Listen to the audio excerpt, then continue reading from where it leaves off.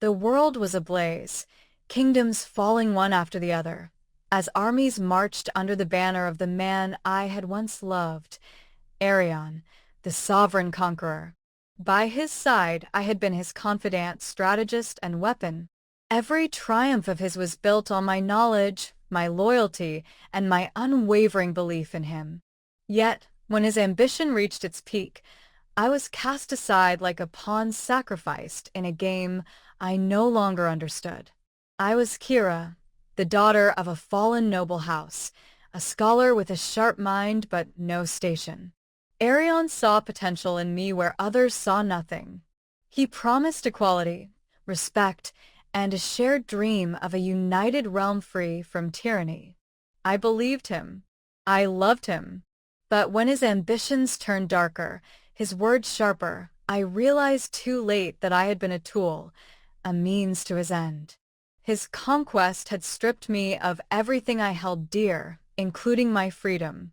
I was accused of treason, tried in a mockery of a trial, and left to rot in a dungeon.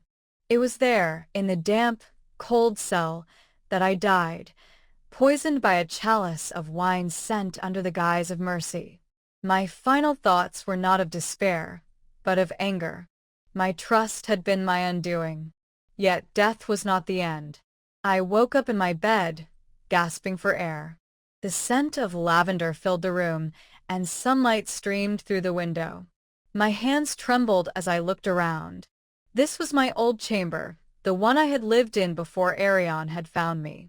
I was alive. The reflection in the mirror showed me a younger version of myself. My lips trembled as I touched my face. This was no dream.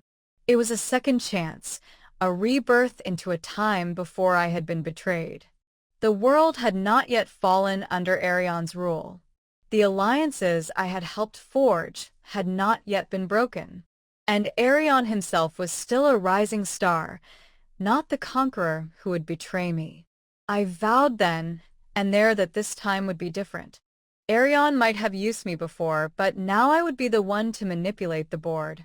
I would rise higher, strike harder, and ensure that when the pieces fell, it would be my game he played. And Arion?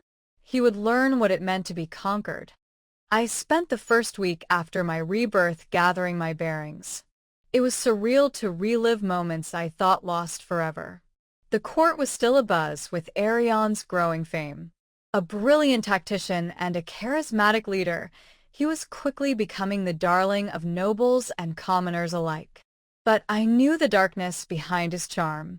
The same man who inspired loyalty would discard it when it suited his goals. This time, I would not be blind to his manipulation. I began my counter-strategy by severing ties with those who had betrayed me before. Old allies who turned against me during my trial received no warm reunions. I avoided Arion at first, knowing that to outmaneuver him, I needed to build my strength. Instead, I turned my attention to the court, a den of vipers where whispers held more power than swords. Using knowledge from my previous life, I anticipated alliances, betrayals, and ambitions. Those who had once undermined me were caught off guard as I outwitted them at every turn. The turning point. It wasn't long before Arion sought me out. As always, his presence commanded attention. He approached me during a gathering in the grand hall, his smile as dazzling as ever. "Kira," he said, his voice smooth as silk, "it's been too long. I've heard whispers of your brilliance lately. I'm impressed." I masked my emotions with practiced ease. "And I've heard of your victories on the battlefield, my lord. You seem to be carving a path toward greatness." His eyes lit up with ambition, a spark I had once admired, now a reminder of his ruthlessness. "Greatness requires allies.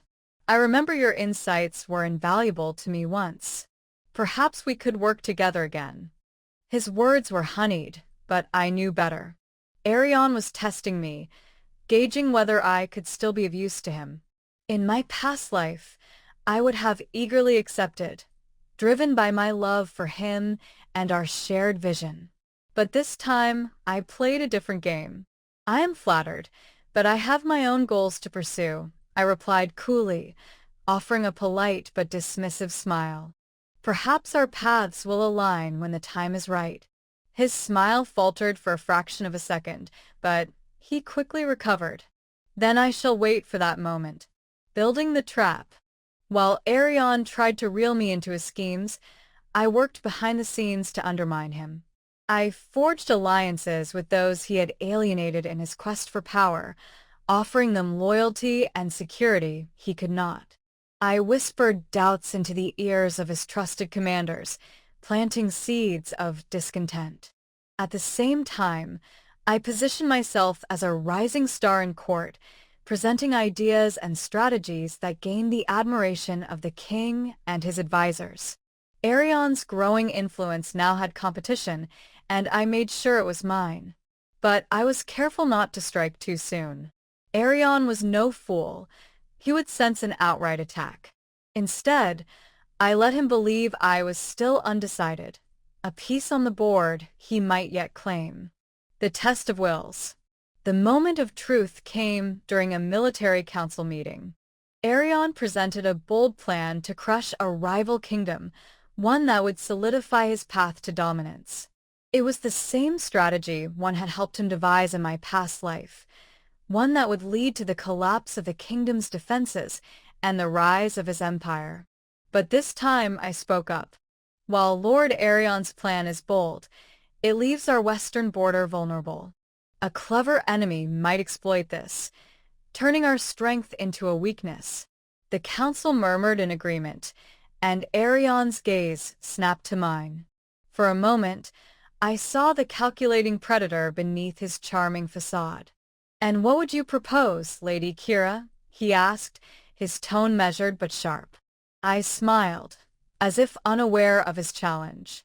"A strategy that ensures our borders remain secure while still achieving victory. With your permission, I can draft the details." The king nodded, intrigued, and Arion was forced to acquiesce. The balance of power was shifting, and he knew it. As I left the council chamber, I caught a glimpse of Arion watching me, his expression unreadable. He was beginning to realize that I was no longer his pawn. And I was only getting started. The tension between Arion and me had reached its peak. The court buzzed with speculation about our rivalry, though no one dared to speak of it openly. Behind closed doors, the chessboard of power was shifting, and I controlled more pieces than Arion realized. Every move I made was deliberate, every alliance forged with purpose. His strongest supporters began to waver, drawn to the stability and loyalty I promised. Even his closest generals started to question his leadership, thanks to the seeds of doubt I had planted in their minds. Arion was no longer the unstoppable force he had once been. And he knew it. The final gambit. A grand feast was held to celebrate the kingdom's latest victory, a victory achieved through my strategy, not Arion's. The king himself praised my efforts, declaring that I was an invaluable asset to the realm. Arion, seated across the table from me, raised his goblet in a toast. "To Lady Kira, whose brilliance has brought us success. May we all continue to learn from her wisdom." His words were cordial, but his eyes burned with frustration. He was losing his grip on the court, and he blamed me. After the feast, he cornered me in the gardens. The moonlight cast sharp shadows across his face, highlighting the intensity in his gaze. "You've changed, Kira," he said, his voice low and dangerous. "You used to believe in me and us. Now you're determined to stand in my way." "Why?" I met his gaze without flinching. "Because I learned the truth about you, Arion. You don't care about alliances or dreams of unity. You care only about power. And I won't let you use me or anyone else. To achieve it," his lips curled into a cold smile. "You think you can stop me? You're clever, Kira, but you're playing a dangerous game." "I know exactly what game I'm playing," I replied, stepping closer so he could see the determination in my eyes. "And I intend to win." The trap springs. The opportunity to bring Arion down came sooner than I expected. A plot was uncovered, an assassination attempt on the king. The evidence pointed directly to Arion's camp. It was a move he had orchestrated in my past life, one that had allowed him to seize power under the guise of protecting the throne. But this time I was ready. I presented the evidence to the king and his council, ensuring that Arion had no chance to defend himself. His allies turned their backs on him, unwilling to risk their own positions. When the guards came to arrest him, he didn't resist. He simply looked at me, a mixture of anger and admiration in his eyes. "You've become exactly what you accused me of being," he said as the chains tightened around his wrists. A master of deception. I watched as he was led away, feeling no guilt. He had taught me this game, after all. I had simply learned to play it better. The new order. With Arion gone, I rose to a position of power unlike anything I had imagined. The court hailed me as a savior, the architect of a new era of stability and justice. But I knew the truth. The path I had taken was paved with manipulation and betrayal, lessons I had learned from the man I had once loved. As I stood on the balcony overlooking the kingdom, I thought of Arion, now imprisoned in the dungeons where I had once been. The irony was not lost on me. He had used me to conquer the world. Now I had conquered him. But the question remained, was I any different from him? The wind carried no answers, only the echoes of my triumph and the weight of my choices.